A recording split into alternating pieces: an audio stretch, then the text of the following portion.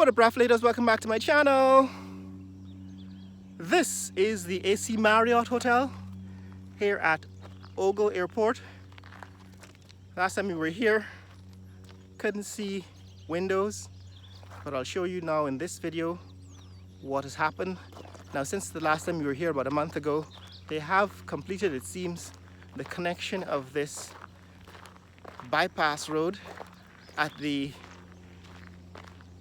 Eccles end, and here they're about to connect it up with the East Coast. As we've seen in the previous video, you can take a look at that video to see how far this construction has come, and I've just started commenting on how wide this center divide is. But in this video, I'm going to take a closer look at this AC Marriott Hotel. Now, the last time we were here, they hadn't yet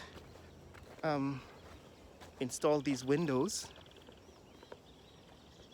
So what is immediately obvious to me is that either they've installed or they've removed the fabric that concealed these windows.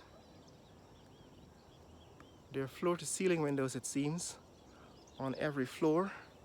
I think there are 6 floors. Most of these hotels now have 6. These Marriott hotels have 6 floors. Let's see, 1 if you count the ground floor as 1. That's 1, 2, 3, 4, 5, 6 floors. I count 6 floors. What do you guys count? And it seems as if all of this is actually the back of the hotel. This is the part of the hotel that faces this new East Coast bypass road, like I said, which eventually connects to the Heroes Highway. All right, connects the Heroes Highway at Eccles, and I think people have already started driving on it, which means that it's already connected. But this is the AC Marriott here at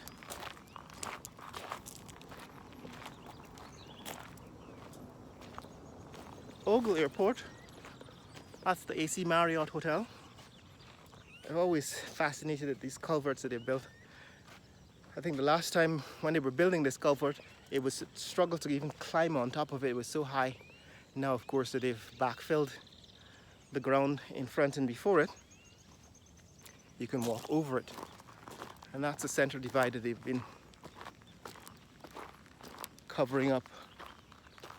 I have no idea why the center divide is filled in and so it's so wide, but this is what is being constructed here as the bypass road. Now, straight ahead, it seems as if somebody is building another large building. You can see the crane in the sky, and several floors of frame have been completed. That's probably going to be another hotel or another commercial building, but this is what we're here for. We're here to see what's happening with this AC Marriott Hotel.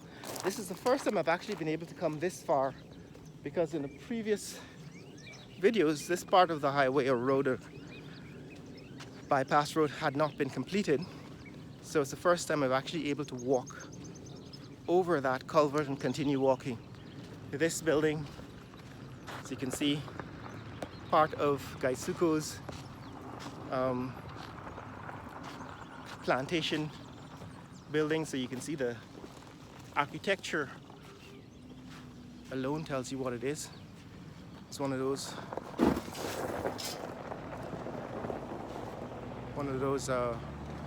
estate buildings. Now here,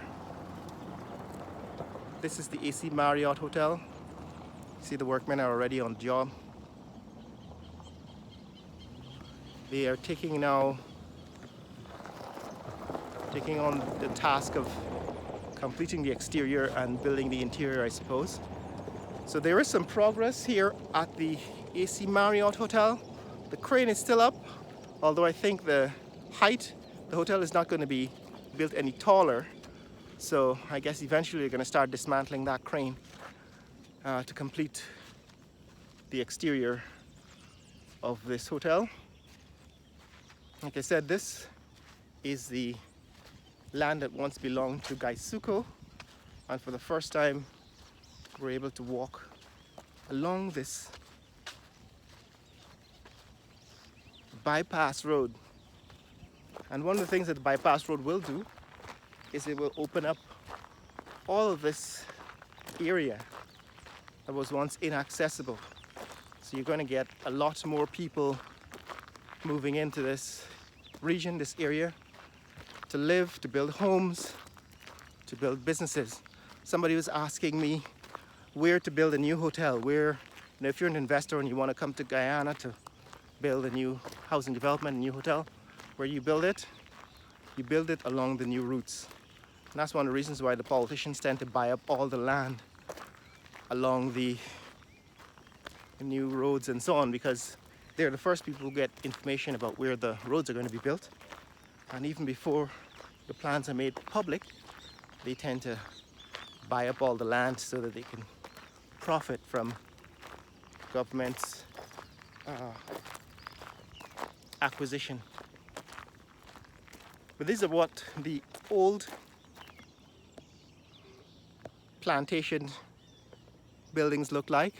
Remember, this was Gaisuko's sugar estate land, and this is what their executives, Gaisuko executives, were provided with housing. And these buildings give you an idea of exactly how Gaisuko, that is, Gaisuko is the sugar company. For those of you who are finding this channel from, international locations, there's a history here. The history is that all of this land was sugar plantation, and the sugar company that ran the sugar plantations in Guyana was a British company called Booker's. Booker's was later on, in the 1970s or 80s, I think 70s perhaps, nationalized, became the Guyana Sugar Corporation, Gaisuko, and all of these lands, so people are already using this bypass road. All of this land belonged to Gaisuko, and eventually the government privatized the lands, sold them off, converted these sugar plantations into residential lands, and sold them so that developers could build houses and so on. So this is what remains. This is the remnants, the history of the area. These large colonial houses are what used to be managers' quarters. So the managers of the sugar estate lived in these houses back in the 1970s,